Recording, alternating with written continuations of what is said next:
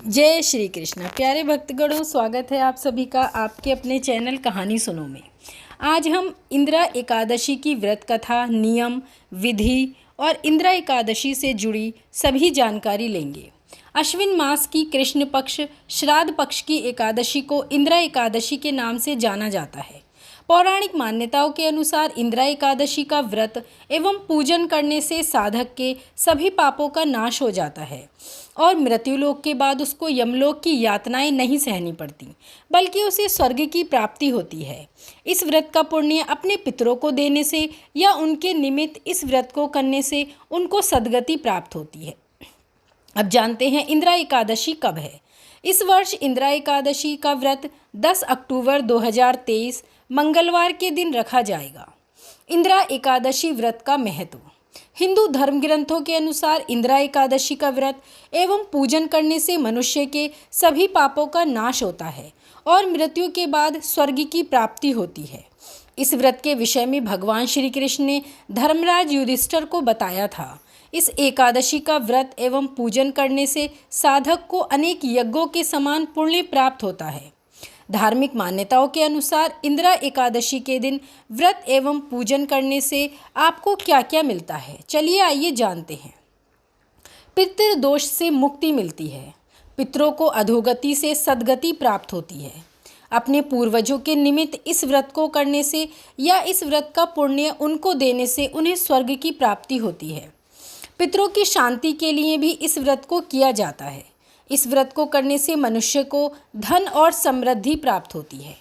इंदिरा एकादशी पर क्या क्या करना चाहिए।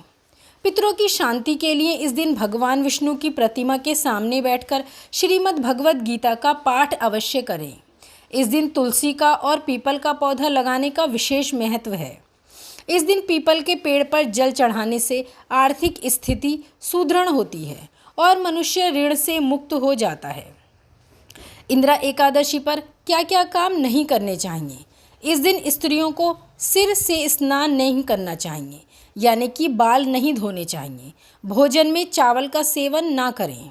व्रत करने वाला इस दिन सात्विक जीवन जिए और ब्रह्मचर्य का पालन करे। क्रोध और आलस्य बिल्कुल ना करें। इंदिरा एकादशी पर क्या क्या करना चाहिए, क्या नहीं करना चाहिए, ये हमने जाना।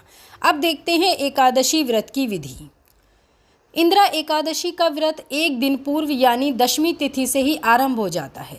दशमी के दिन एक ही समय भोजन करना चाहिए और ब्रह्मचर्य का पूर्ण रूप से पालन करना चाहिए। इंदिरा एकादशी के दिन प्रातःकाल स्नान आदि नित्य कर्मों से निवृत्त होकर व्रती को निराहार व्रत का संकल्प लेना चाहिए। संकल्प लेने के बाद कलश की स्थापना करके उस पर शालिग्राम जी की प्रतिमा रखें, फिर उनकी पूजा करें। भगवान शालिग्राम की प्रतिमा को पंचामृत से स्नान करवाएं। दीप धूप जलाकर रोली चावल से पूजा करें।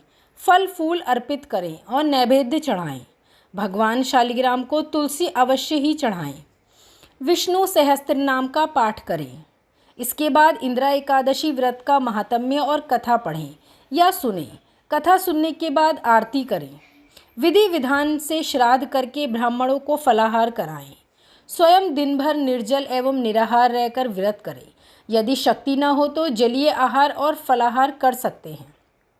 अगले दिन द्वादशी को ब्राह्मण को भोजन करवाएं और यथाशक्ति दान दक्षिणा देकर संतुष्ट करें।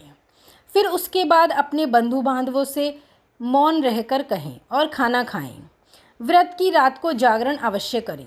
इस व्रत के दिन काम, क्रोध, आलस त्याग करके सात्विक जीवन जिएं।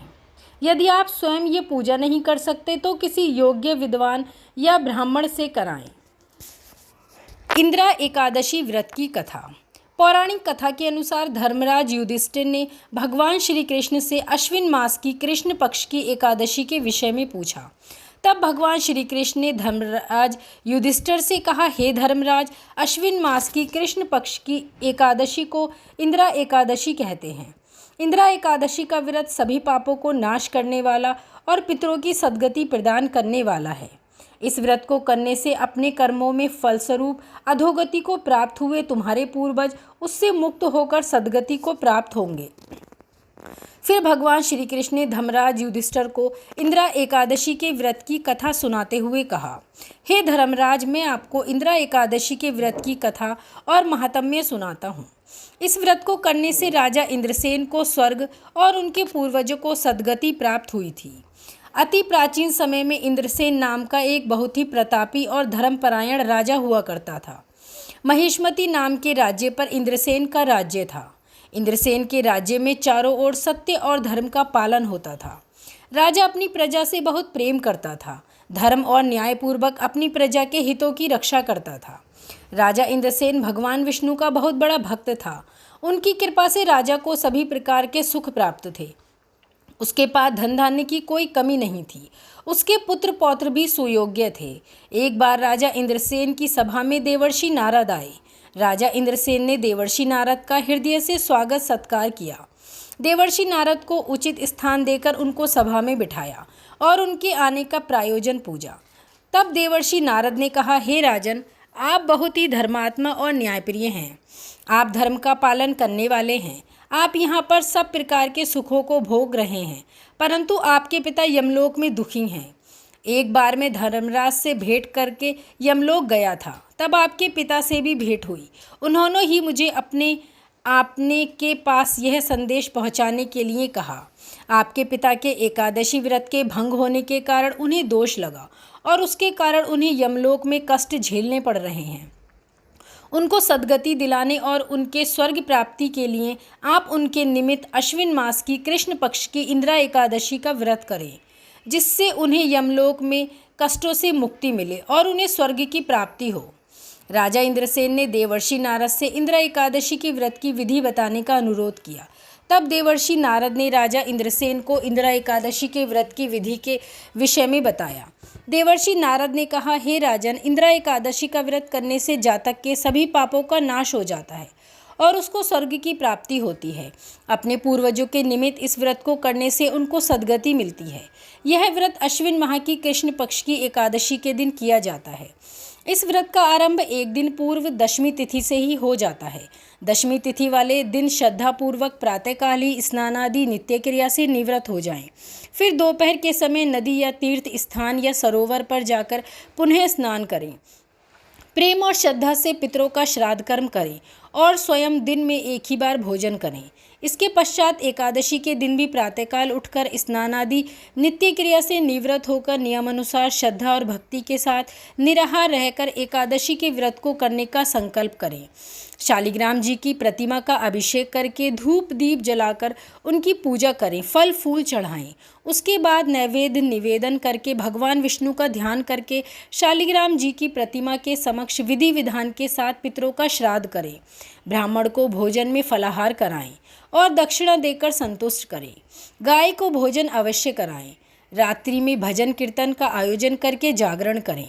तत्पश्चात द्वादशी के दिन प्रातःकाल स्नान आदि नित्य क्रिया से निवृत्त होकर सूर्य भगवान को जल चढ़ाकर भगवान विष्णु का पूजन करके ब्राह्मण और गरीबों को भोजन कराएं।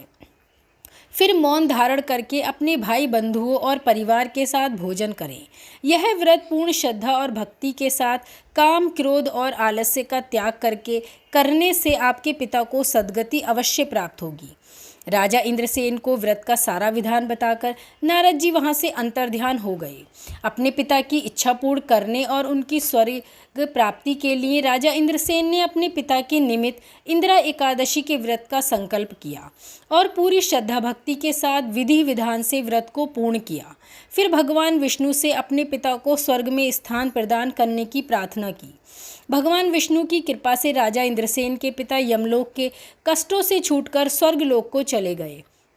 इंदिरा एकादशी के व्रत के प्रभाव से राजा इंद्रसेन भी इस धरती के सुख भोग कर मरणोपरांत स्वर्ग को चले गए। भगवान श्री कृष्ण ने कहा, हे धर्मराज, मैंने तुम्हें जो इंदिरा एकादशी के व्रत का महात्म्य बताया है, उसे कहने और सुनने से ही मनुष्य के सभी पापों का नाश हो जाता है और मनुष्य धरती के सभी सुख भोग कर मृत्यु के साथ बैकुंठ धाम को चला जाता है। साथ ही उसके पितरों का भी उद्धार होता है। इस व्रत को करने से मनुष्य पितृदोष से भी मुक्त हो जाता है। तो ये थी इंदिरा एकादशी की कथा जो मैंने कही और आप सभी ने सुनी। बोलो श्री इंदिरा एकादशी की जय। शालिग्राम महाराज